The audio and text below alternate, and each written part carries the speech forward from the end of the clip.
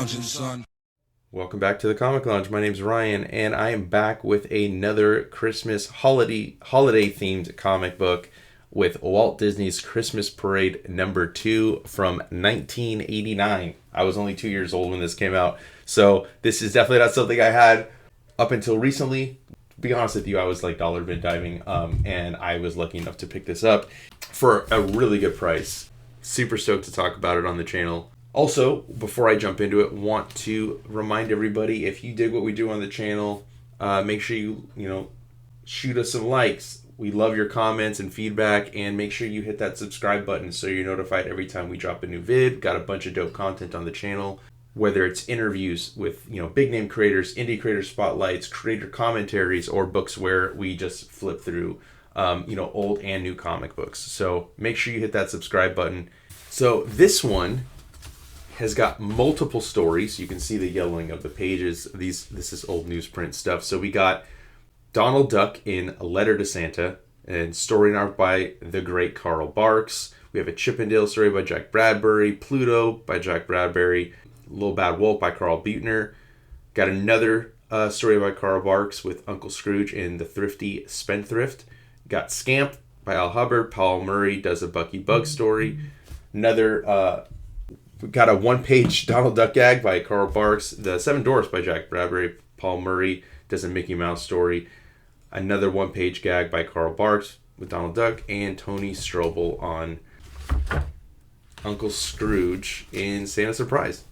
So these are just great, wholesome comic books. And I can't think of a better video to do for this holiday season. This is, I would say it's a glaring spot in my comic book collection. I don't have a ton of Disney stuff, and Carl Barks, I to be honest with you, it's like, where do you start? There's so many great Carl Barks Duck stories, and then you got Don Rosa as well. Like, just so many titles to choose from. It's like, I don't know where to start. Do I start at the beginning? Do I start at some of the more popular stories? So I'm glad that this is one of my first ones. I have some other ones, but this is the probably the oldest that I have. I love it. Donald Duck is with his nephews, Huey, Dewey, and Louie, and they're talking about what they want for Christmas. He's supposed to deliver a letter to Santa, and then realizes he didn't mail it. As he's leaving, and he's got to get it out, he sends them home with the tree and says, I'll see you later, and he doesn't know what to do. Now he's got to get the presents that are in the letter. But what do they want? A steam shovel. How does he get the steam shovel? Well, Donald Duck is going to go to the one person he knows that has the most money, and that's his Uncle Scrooge McDuck. And then throughout we see, finally, they're fighting back and forth, and Donald's like, I just need it, for the kids to get their Christmas gifts. Like, well, why didn't you say so? So he gives them the money, but then he's like, wait a second, you're going to say Santa gave it? Well, I can't let him take all the credit. So now Scrooge McDuck is on his way to go get his own steam shovel, and neither one of them can find one. Finally, he procures it, and then he sees another one coming down the road, and it's Scrooge McDuck. And then they go, and they're fighting almost like monster trucks. And this is just such great cartooning. I mean, it literally feels like we're inside of the cartoon. The way that Carl Barks is able to replicate that same type of energy that you would get from watching the old Disney cartoons it's breathtaking. And so Donald and Scrooge, obviously, they're going to have to figure out a way to get the kids what they want. And so they devise a plan. And what is their plan? Their plan is to go up on the roof, dress Donald up like Santa, and they even have like a reindeer with a sleigh on the roof. He sends Donald down, and the kids don't realize who he is, and he just keeps, and all the while he keeps messing up. His nose gets flattened, and then they want to weigh him, and he doesn't know what to do. So Scrooge is like telling him to pull the cotton out and fill it with beads. And so as he fills it with beans, he now weighs exactly what they would think he would weigh, but then he gets set on fire by a candle, and then so he goes to the shower, and then the water soaks up the beans and just like starts plumping up, which is super funny. So a lot of gags in here, and eventually, Scrooge comes in dressed as Santa, and they proceed to fight, and through all their fighting, the letter comes out, and they realize that, their Uncle Donald never mailed it. And in the midst of all the fighting, who comes down? This little guy dressed like Santa and it ends up being the real Santa. And he grows to regular size, and they're so sad because Santa never got their letter, so they're never going to get their steam shovel. But what does he do? He gives them a 2-teaspoonful scooper with a 1-candle power firebox. So it's basically a toy steam shovel. Then he makes his way back up, and Santa makes his way out. And as he's about to leave, Donald asks for a book on how to remember to mail a letter. And Scrooge is even, has to take all the credit. He's like, in case you haven't got one, I'll buy Donald one. In fact, I'll buy him the factory that prints the books. So really funny. I love this Chip and Dale one. What's weird is I don't remember Chip and Dale talking kind of like broken language, like how they're like, hear jingle bells, I guess. So they're not talking with regular dialogue, which I don't remember that in the old cartoons. But maybe that's something that just was done in the comic books. I'm not sure. Brer Bear has been keeping the chickens in the dark about it being Christmas because he doesn't want them to take a day off. So now they're going to plot and take his Christmas tree and give it to the chickens, and a bunch of hijinks ensue. So this is a cool, fun little story. And then we see that, Brer Bear kind of has a little bit of a change of heart, and he realizes that, the hens are probably mad for taking the tree back, but really Chip and Dale paint the eggs and make a tree out of eggs.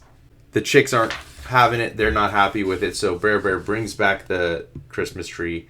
And what do these chipmunks do? They sell the eggs as Easter eggs early to buy now and save. Then we get a cool little story about Pluto. And I don't know who... I know this is Morty Mouse, but I don't know who this is because it's not Mickey. So they tie these reindeer horns to Pluto, and they want to charge 5 cents a ride as they tie him to a sled. So they've started this business doing a reindeer sled ride, and Pluto sees a cat, so he runs after it. And as he takes these guys out, then these guys that got taken out by Pluto goes up to Mickey. He's like, "Hey, why would you let your nephews tie your sled onto your dog? It's dangerous." And so Mickey doesn't know, but he makes his way back. He's mad at him. He tells Pluto, put those horns back where they were. And they think okay, well, maybe we can at least buy Pluto a gift for all his trouble. But the money was lost and it fell out of their pocket. So now they have to go find it. And they give up. They're like, oh man, we're going to have to skip his gift. And so Pluto looks all sad and runs away. But Pluto gets brought home by the dog catcher. And little does he know that they do have a gift just for Pluto. And cool little shirt for him. They tie a fan to keep him cool so he doesn't overheat. We got a Little Bad Wolf story, which is super fun. Trying to eat this crane for Christmas dinner, and the big bad wolf is constantly hunting him down to no avail. Doesn't ever get the chance to eat him. And then the little wolf ends up playing a prank on him with the shadows because he is doing this crane thing. He sees all these animals there, and he can't leave. The bad wolf can't leave till he knows he's gone. Great little Scrooge McDuck story, or great little Uncle Scrooge story. I love these scenes, I grew up with DuckTales, so this is right up my alley. And he's thinking about what to do for his Christmas shopping list. And he's going to be a cheapskate. He's going to give Donald a golf ball and his grandnephews a marble each. But Donald plays a trick on him and figures out a way to brainwash him, make him get all the gifts for whoever he sees on this screen. Huey, Dewey, and Louie switch the slide out so it's not Donald and it's some dog that ends up being the neighbor's dog. And so he's tricked and he starts buying all the presents for the Duchess of Duckshire, who lives in that old mansion. He buys all the gifts for him. Gets all the gifts that are from, the 12 days of Christmas. So on the 12th day of Christmas, my true love sent to me 12 drummers drumming, 11 pipers piping, and that's what Scrooge gets for the dog. And all the while, Donald's freaking out. He's like, I don't want all that stuff. I just want speedboats. And so while he's trying to prevent Uncle Scrooge from getting him the stuff that he thinks is coming his way, he doesn't realize that really it's going to be going to the Duchess of Duckshire.